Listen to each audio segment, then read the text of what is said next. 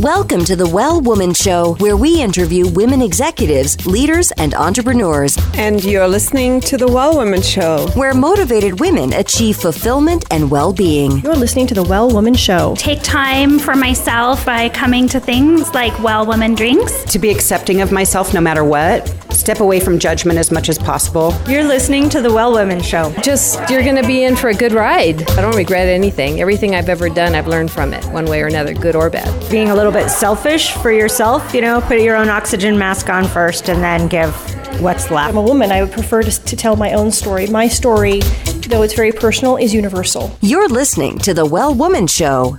And now your host, Giovanna Rossi.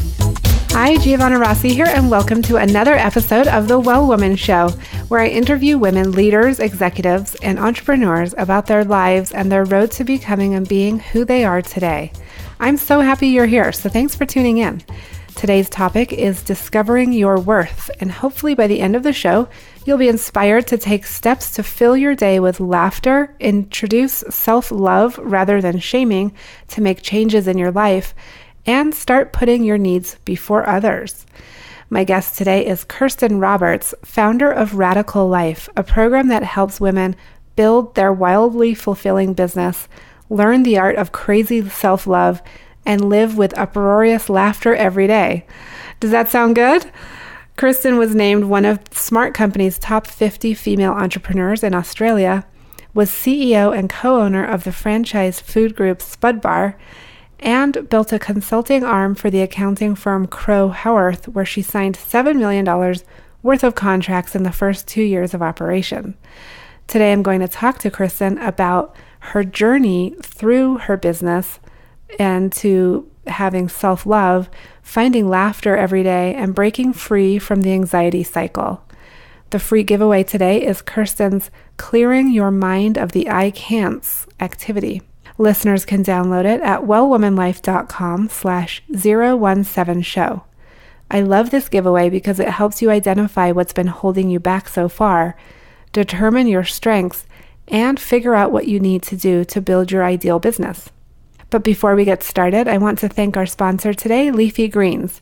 You can go to wellwomanlife.com/leafygreens to sign up for a cleanse and get a 10% discount. Now to my interview with Kirsten Roberts. I'm so excited to talk to Kirsten Roberts this afternoon. Welcome to the show. Thank you. Nice to be here. Oh, it's great to have you. And you are in Australia right now. Where are you? I'm in Barwon Head. So I'm in a seaside village town about 90 minutes from Melbourne. And it's 5:45 a.m. on a Saturday morning here this morning. So have you had your coffee? No coffee. See, I don't do coffees in my house. My husband always does the coffees. So I often get up early and work because I work internationally. And then there'll be, at some stage, the door will open and the smell of beautiful coffee will come in, and here comes Stu. So that makes me happy when that always happens in the mornings. Oh, well, that sounds fabulous. I love that. Yeah, it's very good. And you also have 3 little ones. And so since it's so early, we might hear from one of them if they find you in the house this morning. Exactly. There's a 4-year-old, Mac, who will often come and sit on my knee during one of my early morning calls. So yeah. We'll see how we go. Okay. Well, if he comes in, we'll say hi to him. So, we shall do. So Kirsten, I want to, I've already given the introduction with your background, but I want to tell the listeners what you're working on right now and how it impacts women's lives and well-being. Absolutely. So my privilege is that I get to change women's lives every day, which is just my absolute joy. And so what I adore doing is helping women believe that they can have more, do more, and be more, that they're worthy of it, that their particular brilliance can be used to, and their potential can be used to create massive fulfillment. Massive fulfillment?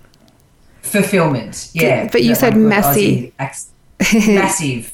Oh, massive. Okay. I was like, messy huge fulfillment. Yeah, there's a bit of Aussie accent coming through. So, to create huge fulfillment, to love themselves and to just have wild laughter every day. My joy is helping women really see the potential that's inside. They know they've got the potential inside of them. It's like that gnawing or that restlessness inside of you that you've got more, but you just don't quite know what it is and how to make it happen. And I help them believe in themselves and help them make that happen, which is just an absolute joy.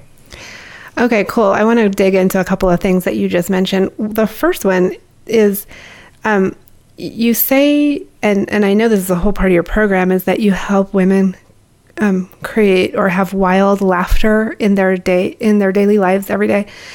How do you do that? Like, because that's something that comes up over and over in conversations with women, is this sort of need for joy, contentment, and true happiness. And of course you get that through laughing. So where would you start with that? Yeah, it comes, it's been really interesting and like I've discovered all of these, it's almost like I've discovered the secrets to the universe after the age of 40. So, I used to be that woman not that long ago who got on with making stuff happen every day, who got on with showing up for everybody else, doing really well in her job, being the chick on school council, helping out at school, doing everything for the family, and just not really losing a piece of myself in the process, if you like. Yeah. Because it was about everybody else, and which is what you think you should be doing as a mum, as a working mum, and that laughter comes from there's a couple of things. One is putting yourself first. And women find this so hard. Mm-hmm. They feel that as long as everybody else around them is filled up, then they're filled up. And I really challenge that belief. I really, really push women to see that by sacrificing yourself, by doing things that don't feel right, by worrying that you're doing enough, that you're never going to be the best person you can be for all those people you love, because you're living in constant worry that you're not doing the right things, that you're not doing enough. It's about everybody else. So then, you can't be happy in that situation. You can't love yourself because it is about everybody else. So what we really focus on is creating the environment where they believe in themselves, where they can look in the mirror. And this is a really interesting exercise. So for all of the awesome ladies who are listening to this, if you haven't done this before, I really encourage you to go and look in the mirror and say, I love you. And look in your eyes and say, I love you, Kirsten Roberts. You're perfect, whole and complete, just as you are. You're an awesome mum. You're a great friend. You're busy. For me, for instance, I would say, you're a rock star, contributed a change in women. I love you. And telling yourself into your soul can be really, really, really hard. And some people might not even be able to look in the mirror to start. Some people might only be able to say it in their heads as a whisper. But saying that every day is an awesome step to doing that. Oh, I love that. What about some women either come from an upbringing or a culture where doing that is absolutely not acceptable? It is. I just find it so widespread for women that, saying I love you, acknowledging out loud your unique gifts and your amazingness is like, we call it big noting in Australia, like you're not being humble, therefore you're a bad person. And we call it up yourself. You're up yourself. Yeah, I don't know whether you say that term in America. No, but I know what you mean. So we have been brought up with that from a young age, and it is, and that's what makes it so hard, because it's just been ingrained in us. And so we start piece by piece. Just start by looking in the mirror. And if you can't say I love myself, say, I love myself more and more every day. Because that acknowledges you're growing and you're growing. This is, if people want to find out more about this is Louise Hay talks about the mirror exercise. Go and Google Louise Hay mirror exercise, and there's a beautiful clip from her at an event she's speaking at talking about this, and she gets out a mirror. And it just gives you an insight as to what it looks like. And it is so powerful to create the place of I'm worthy. And, you know, when you think I'm worthy, then you do things like you create boundaries for your children. It's like, no, children, you are going to bed at 7:30 because I'm worthy of having time for myself in the evenings after you've gone to bed. Or, no, client, I am going to ask you to pay that outstanding invoice because I'm worthy of receiving the cash for the work that I've already done for you. Yeah. That self-love underpins everything. And I'm conscious I haven't addressed your question about laughter. The reason I started with the self-love part is because it is like the foundation of this all, is my view. And then from the laughter perspective, what I've learned is that if I create the opportunity for fun every day in my life, then everything goes so much more easily. Business, family, relationships, just life goes so much more easily. And it's interesting because you think you should be focusing on, if you're in business, you think you should be that you know, it should be this slog and you sit at your desk and you go. Whereas if I say to myself, right, well, I get to make sure I've turned the music up really loud and dance crazily. I run my business from home, dance crazily in the lounge room. Or, you know, the surf's good today, I'm going to take off for a surf at lunchtime. Or when I'm taking the kids to school, you know, let's turn the music up full bore and have a sing-along. Right. Yeah, that sort of, you know, bringing opportunities in your day to have fun. For me, it's having fun. For others, it's being creative. But then that fills your soul up and it's just so easy to laugh. And then the next thing becomes easy and the next thing becomes easier. And it's like this waterfall effect. It's beautiful. I love it. So, Kirsten, can you describe a time in your life when you didn't put yourself first, when you weren't taking care of yourself the way you probably now know you need to?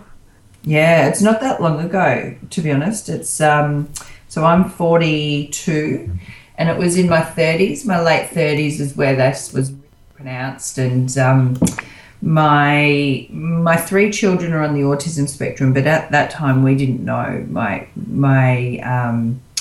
oldest was diagnosed first, so he's 11 now, and he was diagnosed when he was, I think he must have been, was grade 2 or grade 3, which I think is about 7 or 8. And it was just a time of complete overwhelm with, you know, he basically had a breakdown, and we were discovering that it was more than anxiety. And then this continued on for a couple of years, but I always put everybody first. I was the go-to lady for everything. You know, I organised the Christmas parties. I literally was that woman on school council, as well as doing reading in the classrooms. Okay, before you finish your story, just to jump ahead, are you still doing all of those things? No. But just in a different way? No. Yeah, doing them in a different way. Okay. So, sorry, I didn't want to interrupt your story, but I just wanted to know that connection there. Yeah, that's fine. And it's now about doing things. What the difference is, just to sort of talk about that at the moment, is the things I do now is because I love them, as opposed to I feel like I'm not doing enough. Right.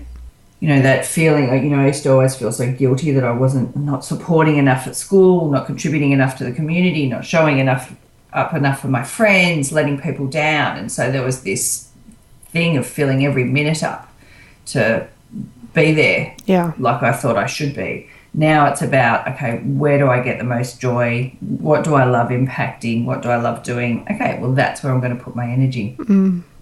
but the time in my life with when Toby was having really deep challenges, I was I was in employment as opposed to in my business for safety in dollars, safety in life. I was 10 kilograms heavier than what I am now.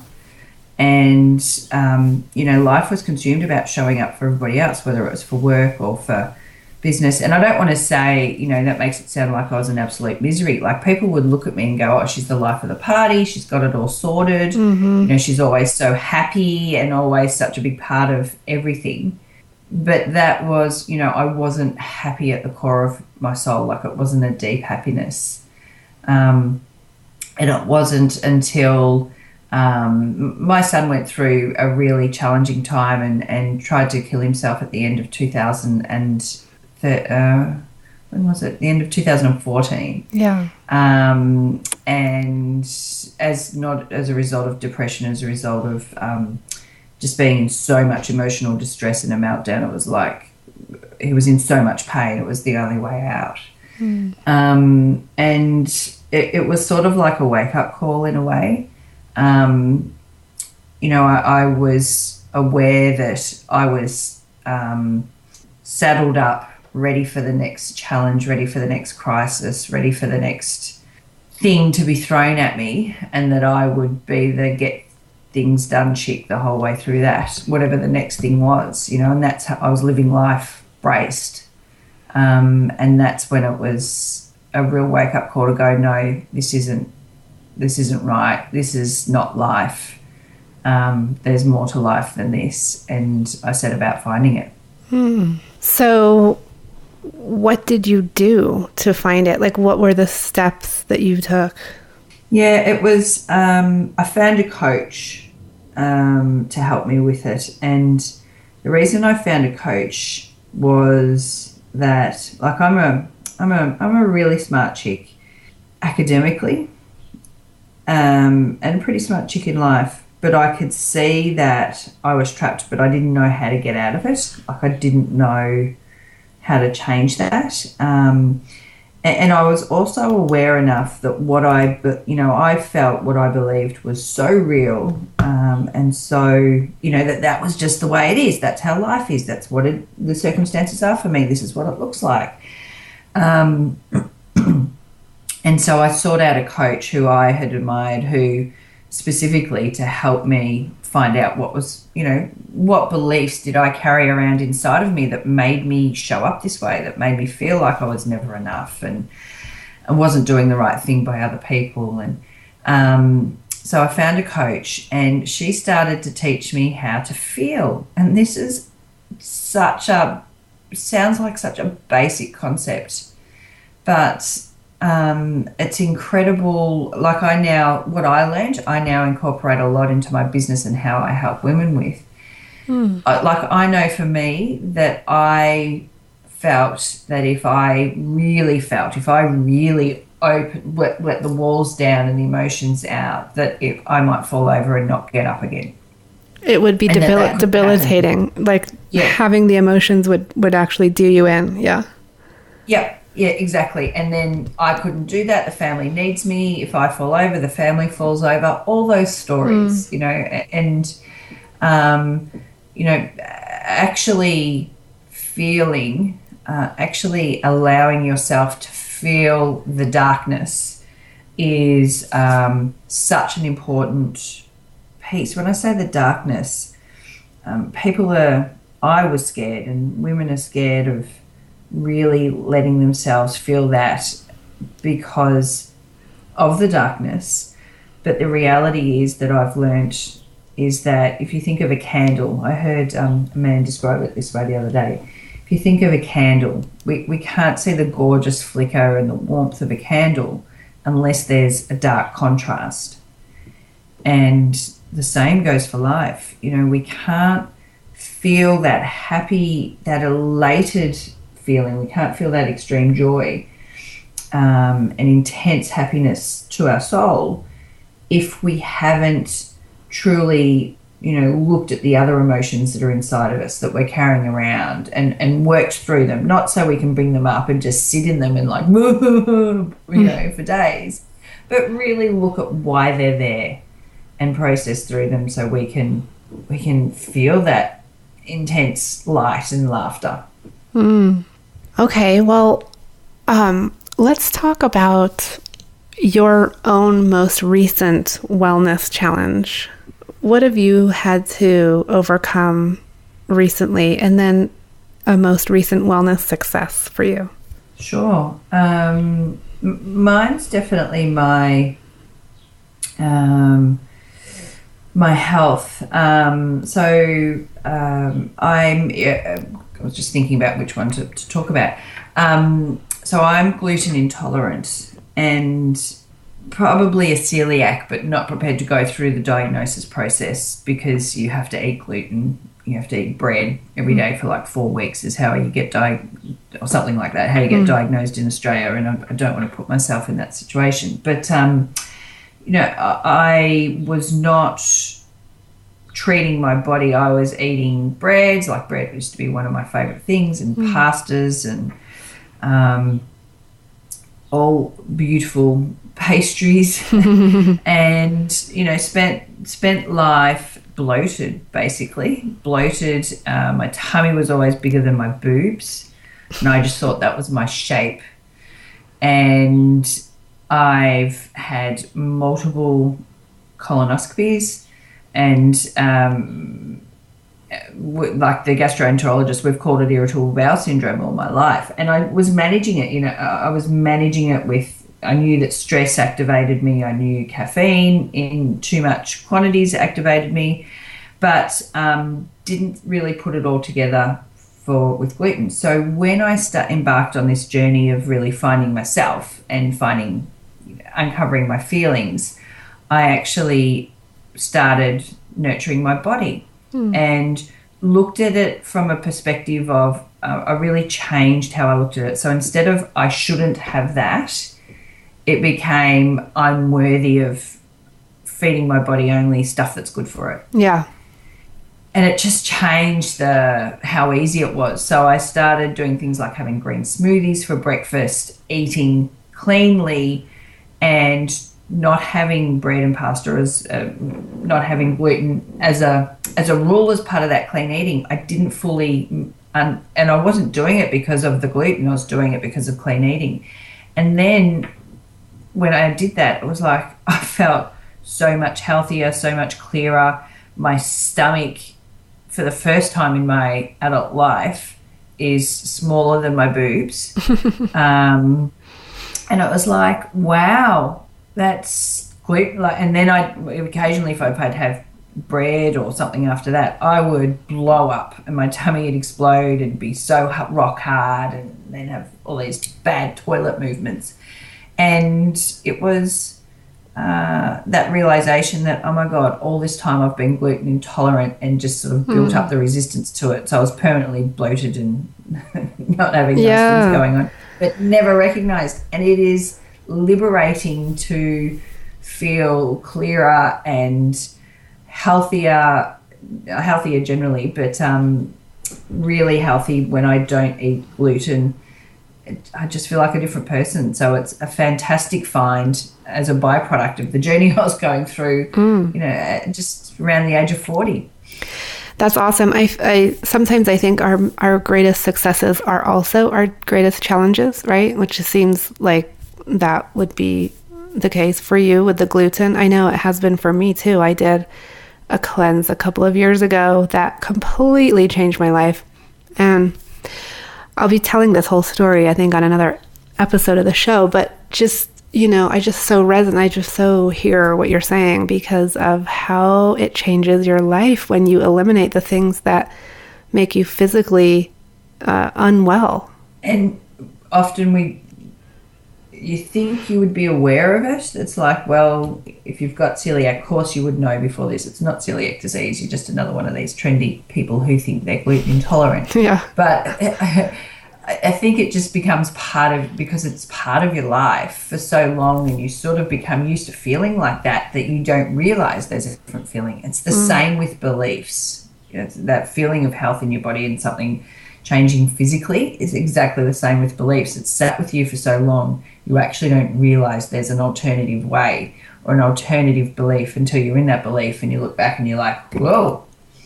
Yeah. There you go. That's that was wrong. That's the whole idea behind affirmations, right? Is that if you get yourself inside the belief, you'll change your belief. That's right. Affirmations and being really conscious of being really focused on what the belief is you want to change when you do those. Okay, Kirsten, I want to just take us to a segment that I call Superpowers for Success. And awesome. it's a quick round kind of question and answer. And I have a few questions here. And the first one is, what does success in life mean for you? Success in life means having a impact on society, laughing every day, and having fun with my family. Nice. And when did you know you were really good at what you do? When did you know that? 41 last year. I always knew that I could do what I put my mind to, but I didn't know what I really wanted to put my mind to and what would make me happy. And I've found that in the last couple of years. And describe one personal habit that contributes to your well-being. Getting up early and meditating every morning. Creating the environment for how I want to feel through the day, and creating the space for me to reflect and just sit quietly with my thoughts and focus on how I want to feel and what I intend to be instead. That's such a powerful one, that morning time. So what superpower did you discover you had only to realize it was there all the time?